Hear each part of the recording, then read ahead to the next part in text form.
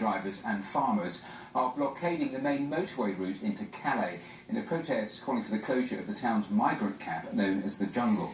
Well, lorries and tractors have arrived at the centre of the northern French town, with drivers brandishing banners demanding the closure of that camp. They say they're being attacked at night by migrants desperate to stow away on the trucks in order to reach Britain. Supporters of the protests have also lined the sides of the main A16 motorway, forcing traffic to a near standstill. Well, Colin Campbell made the journey for the BBC last week. Here's some of what he encountered. It's 4 a.m. We're on the main motorway into Calais. Jeez. So they're completely careful. Entirely blocking the carriageway, a tree, dragged onto the road by masked and armed people smugglers. Using increasing levels of violence, this is the terrifying reality of Calais' highways at night. The roadblock causes traffic to build, giving migrants the chance to hide inside UK-bound trucks. The smugglers direct them to lorries, queuing behind us. In the shadows, they flank our vehicle. But then, an HGV arrives at speed. Oh, look, he's hitting the car. He's hitting the lorry.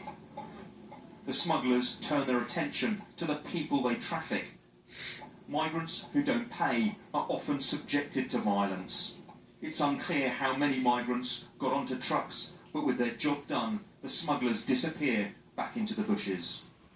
Well, that was Colin Campbell making that journey last week. Goods transported to and from Britain, well, they're expected to face major disruption with this blockade. Richard Burnett is the Chief Executive of Britain's Road Haulage Association. He joins me from our studios in Liverpool. Thank you very much for being on the programme. Is what Colin experienced there that we just saw what your members are also experiencing?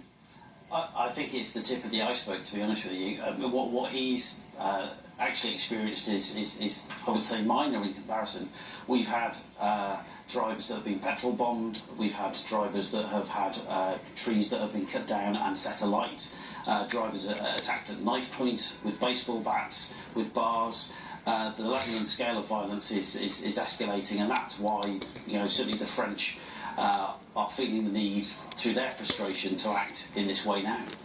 And do your drivers feel unprotected? I mean, what is their primary fear? Is it the fear of actually being attacked themselves, or is it the fear of somebody actually managing to stow away on their lorry? I think principally, those direct attacks on drivers.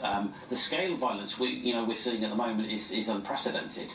The type of violence that's being used is new, and the traffickers that are using this violence in order to stop vehicles, in order to get migrants on board, is the real crux of the issue, and that's equally why we've been calling on the UK government to work with the French government to resource up. We don't feel as though there are sufficient gendarmes and CRS in and around the Calais area to manage and bring this lawlessness back under control, and that's why we've asked for the French army to be deployed. How close do you think you're getting to simply making a decision to just avoid that whole port area of Calais altogether, just going a completely different route? Well, unfortunately, that's impossible.